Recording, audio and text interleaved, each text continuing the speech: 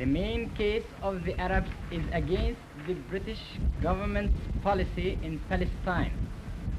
A policy which, if continued, will surely have as a result the replacement of the Arabs by the Jews.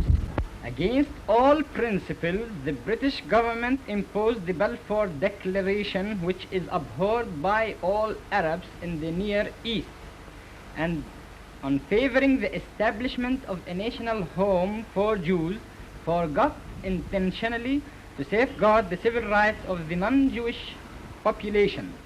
The Arabs, who decided on a general and a complete strike until the total and immediate stoppage of Jewish immigration is brought about, and until the government introduces an essential change in its present policy. 75 years have passed the Nakba took place in Palestine in 1948, in which more than 750,000 Palestinians were forcefully displaced from their homes and pushed into refugee camps in East Jerusalem, the West Bank, the Gaza Strip, and neighboring countries. But the Nakba didn't end in 1948. The catastrophe continues to affect more than 12 million Palestinians, who remain stateless today. Historical Palestine was mostly made up of Palestinian Muslims, Christians, and a small number of Jews, who generally lived together peacefully. The persecution of Jews across Europe led them to believe that they were not safe there, and Zionists saw Palestine as a prime location for a Jewish homeland. And it was clear that there were Palestinians on the land. Zionist leaders and common people alike got used to the idea that the only way of making Palestine a Jewish state is by causing the Palestinians to leave. The Jewish Zionist movement began organizing immigration and buying land in Palestine. This was the first step in turning Palestine into a Jewish homeland. Then World War I began. Britain promised Zionist support for a Jewish national home in Palestine. This came as a formal political letter known today as the Balfour Declaration. It also included that nothing shall be done which may prejudice the civil and religious rights of existing non-Jewish communities in Palestine. When World War I ended and the Ottoman Empire was defeated, Britain occupied Palestine. Britain provided the muscle under which they could simply emigrate. I mean, they couldn't have immigrated were it not for the British presence, because the crucial battle in the early stages was simply getting Jews into Palestine and acquiring land. They couldn't have done that without British government's sponsorship. Jewish migration into Palestine continued for decades, and the Palestinian people organized large demonstrations against this influx. Palestinians saw British support of Zionism as biased and unfair. So the people of Palestine revolted in 1936 to fight against British and Zionist occupation.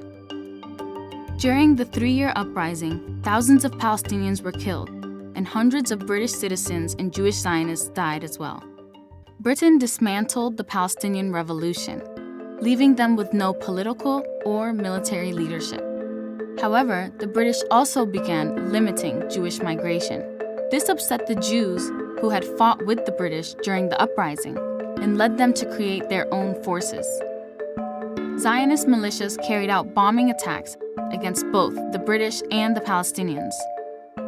As things got out of hand, the British announced in 1947 that they'd be ending their mandate on Palestine. The file on Palestine was then transferred to the UN, which suggested dividing Palestine into an Arab and Jewish state.